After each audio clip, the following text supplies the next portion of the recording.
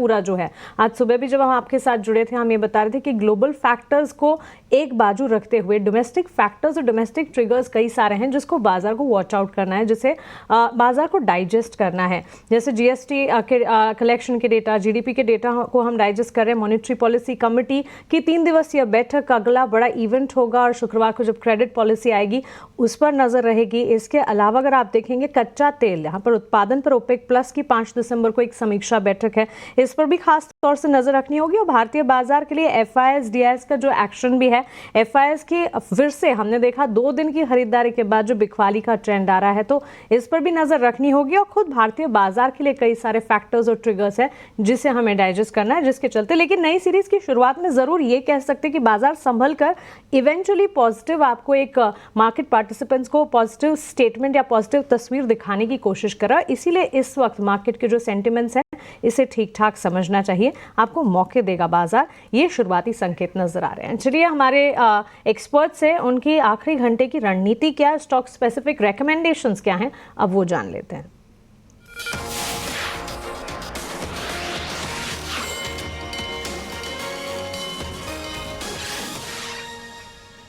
ध्वनि, good afternoon. अच्छी recovery दिखा रहा है बाजार, 24,280 के स्तर पर खड़े हुए हम। निफ्टी में ऑलमोस्ट 150 पॉइंट्स की मूव पॉजिटिव साइड पे, निचले स्तरों से तो काफी बढ़िया रिकवरी है। कैसे देख रहे हैं बाजार को और आपकी क्लोजिंग ट्रेड्स क्या होंगे स्टॉक स्पेसिफिक?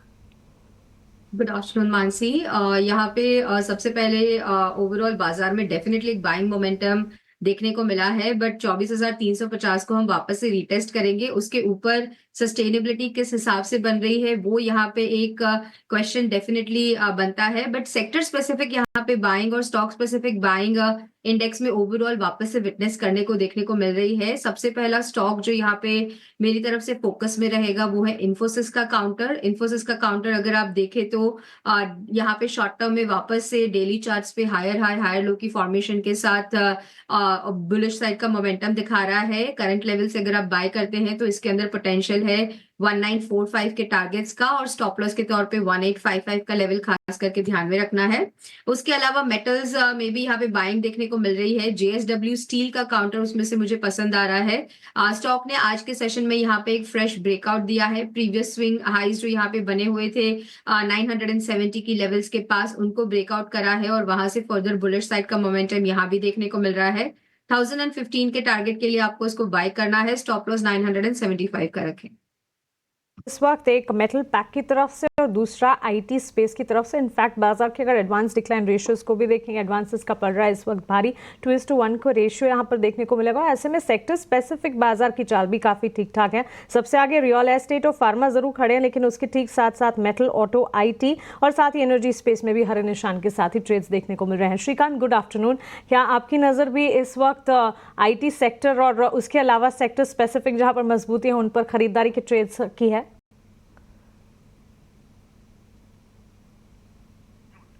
बिल्कुल। तो देखिए, मुझे लगता है कि इस पर्टिकुलर मार्केट में जो मोमेंटम बन सकता है वो फाइनेंशियल्स के साथ साथ आईटी स्टॉक्स में भी बन सकता है, क्योंकि जो डॉलर इंडेक्स है वो 106 के ऊपर काफी स्टेबल सा नजर आ रहा है। और साथ ही साथ अगर अपनी करेंसी देखें तो वो करेंसी भी एक अपने important levels, I mean to say काफी क्रूशियल लेवल्स पे आके वहां पे अभी ट्रेड कर रही है। तो इंडिकेट यही कर रहा है कि ये जो ओवरऑल करेंसी का जो मोमेंटम है, यानी कि जो करेंसी अपनी वीक हो रही है, उसका बेनिफिट डेफिनेटली आईटी कंपनीज को जा सकता है।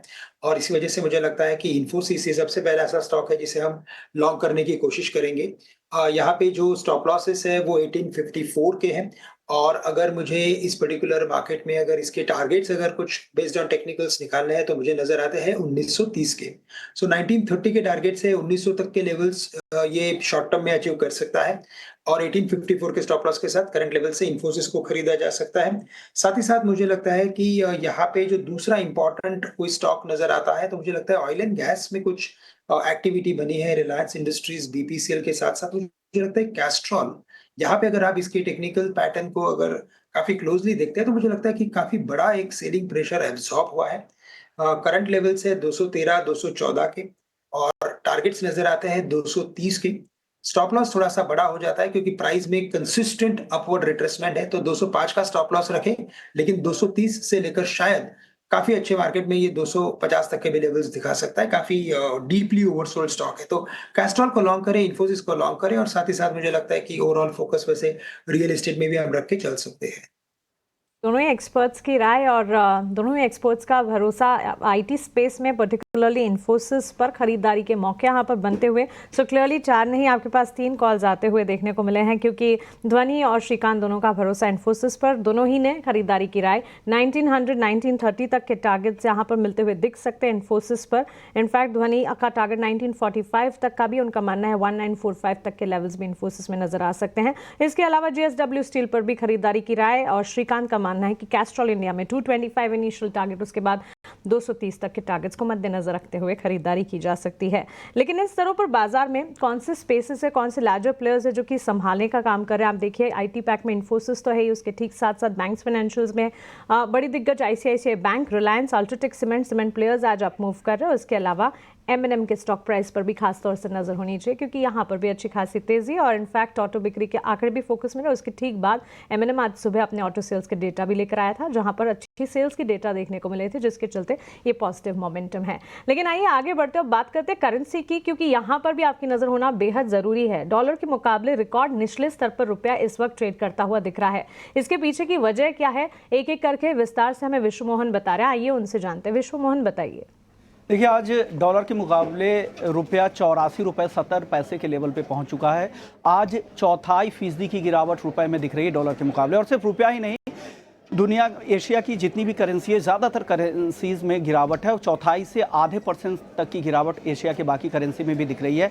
ये गिरावट ट्रंप के उस बयान से आया जिसमें उन्होंने ब्रिक्स देशों को चेतावनी दी है कि अगर वो डॉलर का रिप्लेसमेंट खोजते हैं या नई करेंसी लाते हैं डॉलर के खिलाफ ग्लोबल ट्रेड में, तो वो उन देशों पर 100% टैरिफ लगाने की तैयारी कर रहे हैं। तो एक चेतावनी कह सकते हैं या दादागिरी भी कह सकते हैं, क्योंकि ग्लोबल ट्रेड में डॉलर की जो ब्यूटी है, यूएस इकॉनमी की जो ब्यूटी है, वो डॉलर में ट्रेड होने वाला है। क्योंकि दुनिया में जो कमोडिटी की ट्रेडिंग होती है उसमें 75% जो ट्रांजैक्शन होते हैं डॉलर टर्म में होते हैं। तो वही यूएस इकॉनमी का स्ट्रेंथ है, इसलिए इस तरह के बयान ट्रंप की तरफ से आए हैं। उससे डॉलर में भी मजबूती दिख रही है और बाकी करेंसीज में कमजोरी दिख रही है। लेकिन भारत के साथ एक और कहानी ये है, यहाँ की GDP ग्रोथ 7 तिमाही के निचले स्तरों पर है, जिससे अब 4 और 6 दिसंबर तक जो MPC की बैठक हुई उसमें RBI पे दबाव बढ़ गया है कि वो ब्याज दरों में कटौती करे।